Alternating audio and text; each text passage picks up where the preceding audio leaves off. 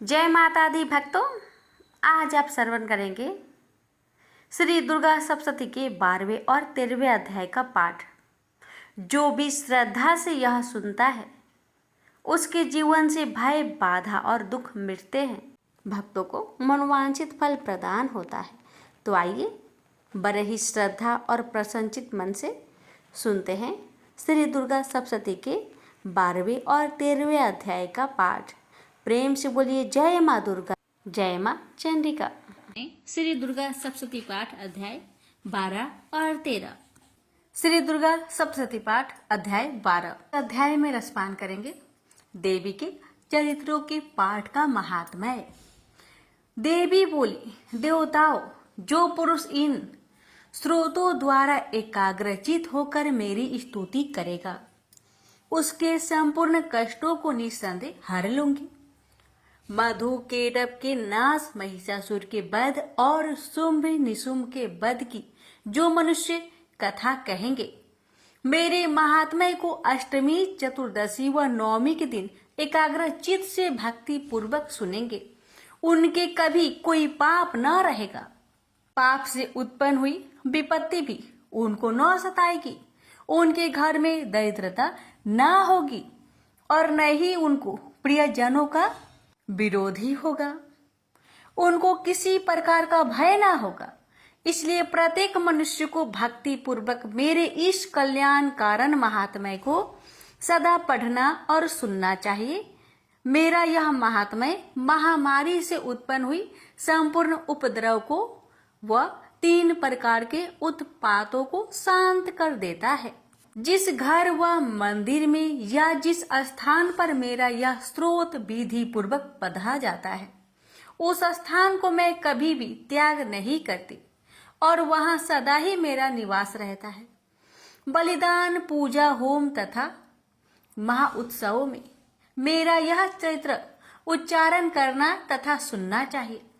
ऐसा हवन या पूजन मनुष्य चाहे जानकर या बिना जाने करे, मैं उसे तुरंत ग्रहण कर लेती हूँ। और शरद काल प्रत्येक वर्ष जो महापूजा की जाती है, उसमें मनुष्य भक्ति पूर्वक मेरा यह महात्म्य सुनकर सब विपत्तियों से छूट जाता है और धन, धान्य तथा पुत्र आदि से संपन्न हो जाता है।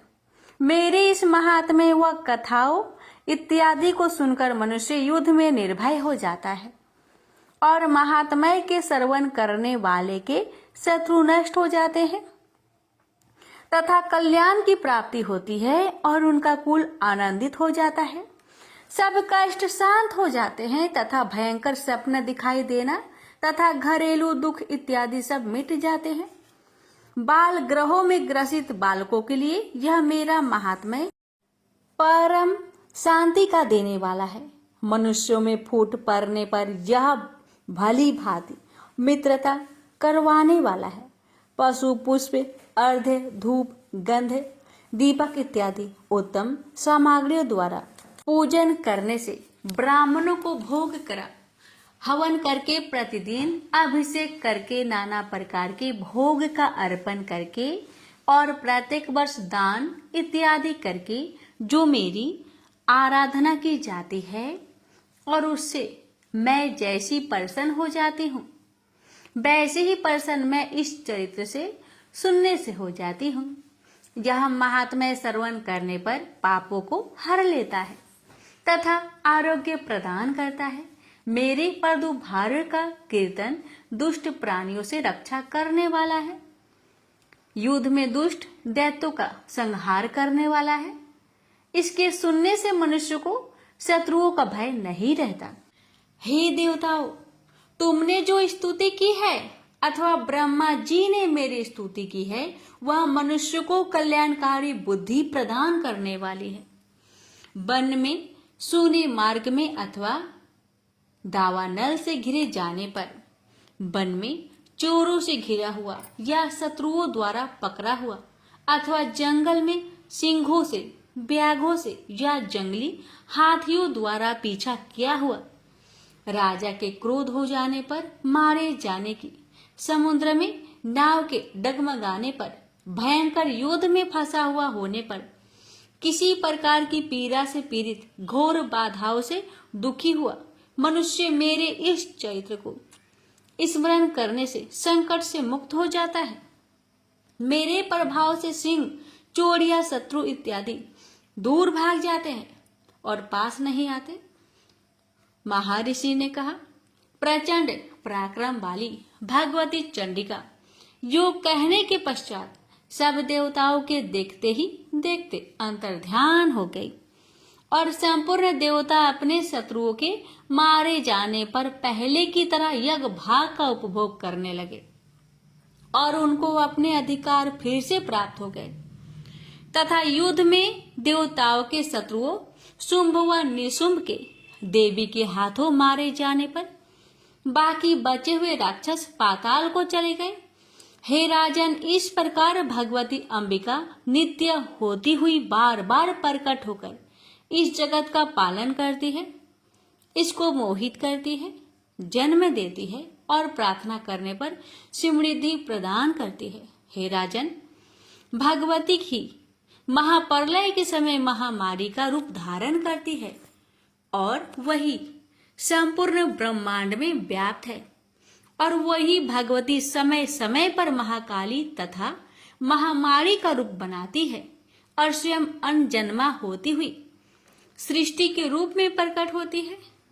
वह सनातन देवी प्राणियों का पालन करती है और वही मनुष्य के अभ्युदय के समय घर में लक्ष्मी का रूप बनाकर स्थित हो जाती है तथा अभाव के समय दरिद्रता बनकर विनाश का कारण बन जाती है। पुष्प, धूप और गंध आदि से पूजन करके उसकी स्तुति करने से वह धन पुत्र देती है और धर्म में शत्रु बुद्धि प्रदान करती है। प्रेम से बोलिए जय माता दी। माता रानी आप सभी भक्तों पर अपनी कृपा सदा सर्वदा बनाए रखे। श्री दुर्गा सप्तशती पाठ अध्याय 13। इस अध्याय में सुनिए राजा सूरत और वैश्य को देवी का वरदान की कथा। महर्षि मेधा ने कहा, राजन, इस प्रकार देवी के उत्तम महात्म्य का वर्णन मैंने तुमको सुनाया। जगत को धारण करने वाली इस देवी का ऐसा ही प्रभाव है। वही देवी ज्ञान को देने वाली है और भगवान विष्णु की इस माया के प्रभाव से तुम और यह वैश्य तथा अन्य विवेकी जन मोहित होते हैं और भविष्य में मोहित होंगे। हे राजन, तुम इसी परमेश्वरी की शरण में जाओ। यही भगवती आराधना करने पर मनुष्य को भोग, स्वर्ग तथा मोक्ष प्रदान करती है।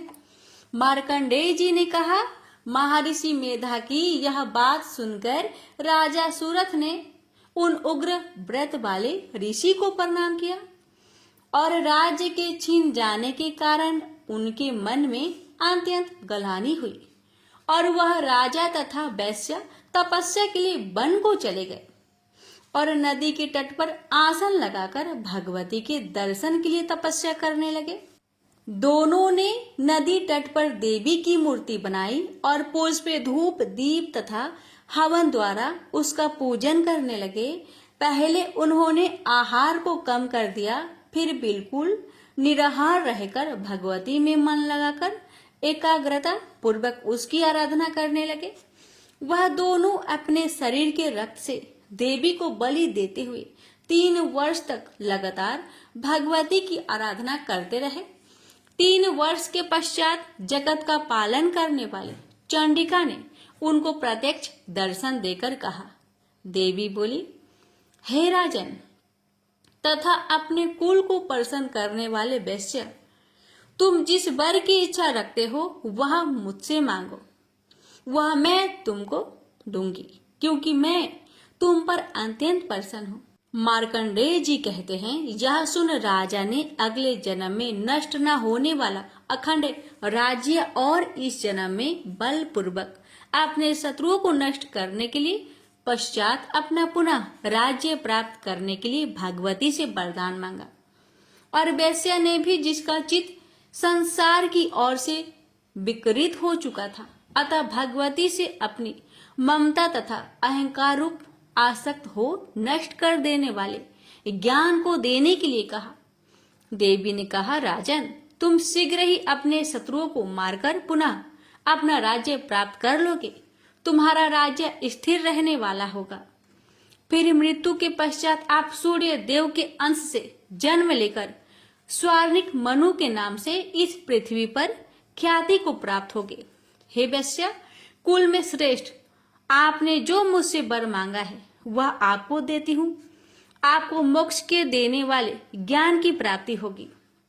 मार्कंडेय जी कहते हैं, इस प्रकार उन दोनों को मनोवांछित वर प्रदान कर तथा उनसे अपनी स्तुति सुन कर भगवती अंतर्ध्यान हो गई।